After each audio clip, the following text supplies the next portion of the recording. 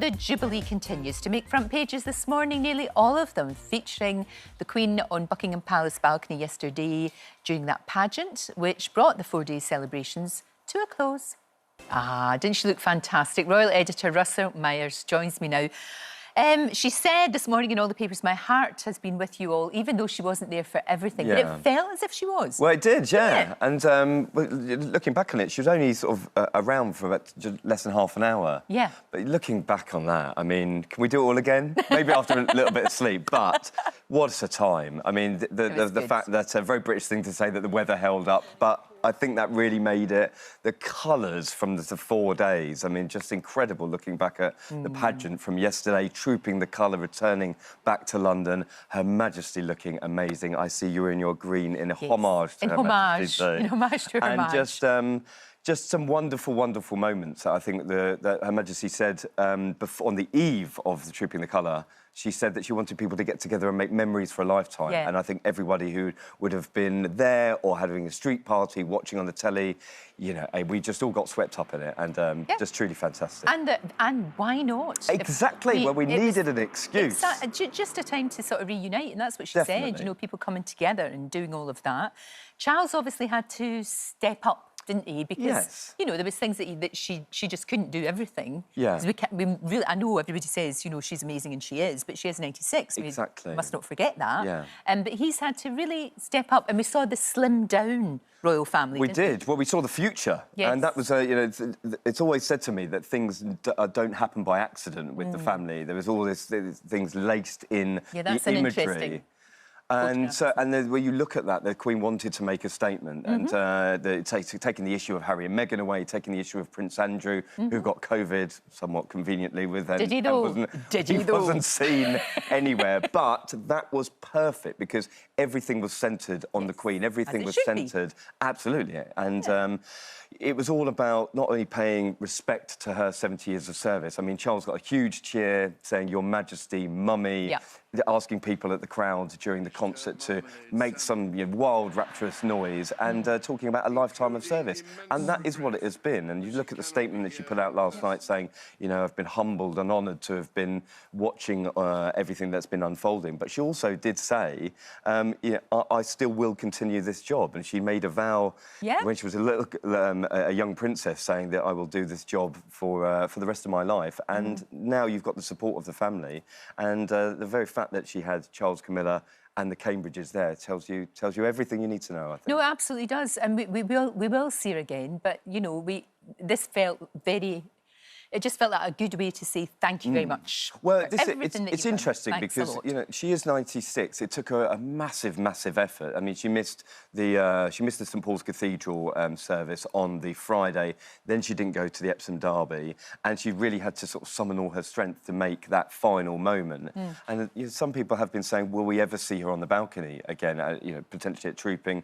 She's 96. She has these mobility problems, and I think if that was the last time we will have one of those family moments, then what a way to celebrate. Good. And I think we will. You know, it's up to her. I mean, I think she's earned the right to put her feet up, get the racing post out, and just watch the horses. Absolutely, she's allowed. I loved Zara, but she was at Epsom, and someone asked her how the Queen was, and she said, well, she'll be in her comfy clothes, literally with the racing post, watching all the races, because she had a few runners and riders, and I just love that. As you said, she's absolutely deserved it. Sure. What a fantastic occasion.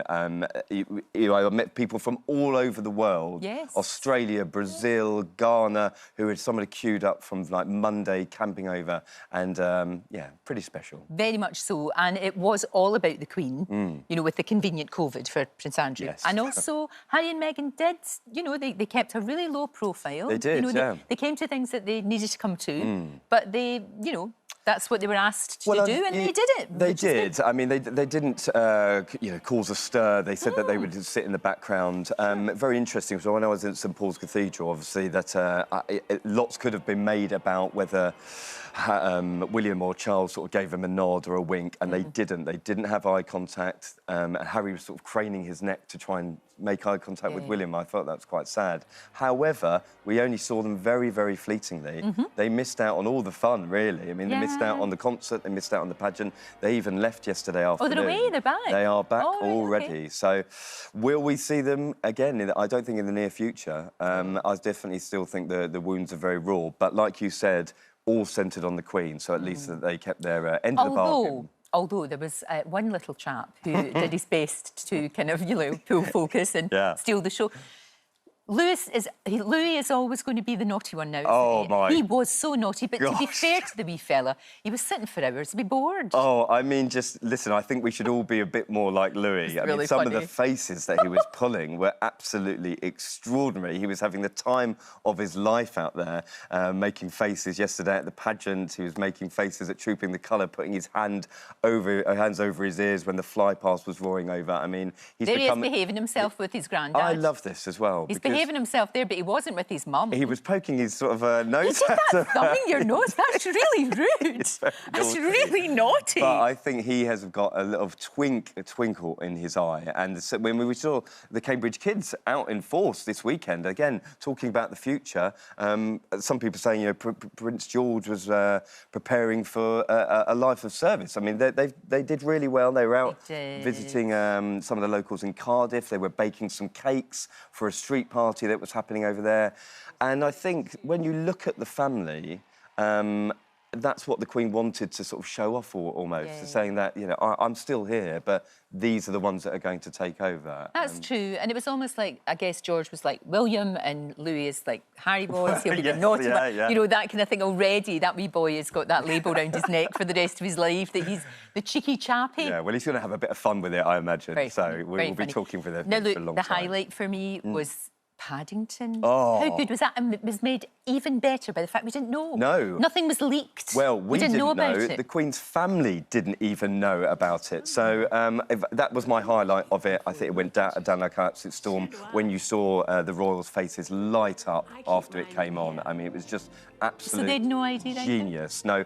Operation Marmalade, it was called. Marmalade as well. So it was filmed at Windsor Castle in March, sort of pretending to be Buckingham Palace, Paddington's head on the stick.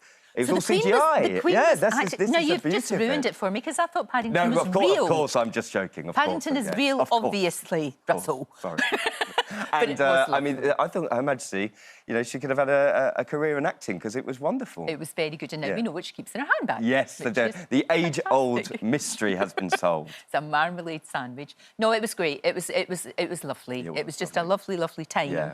And like lots of people, in our street, we had a little party, and it was great. It was great. Really we needed an excuse for a party. It brought people together, and memories made for a lifetime. Sure. Thank you. Thank you, Russell. Don't forget, you can watch full episodes of Lorraine on the ITV Hub, and all the best clips, compilations and playlists right here on our channel. Just subscribe now and you'll never miss an upload. Click here to watch another video similar to this one, or click here to head to our channel's homepage to explore all of our exciting videos.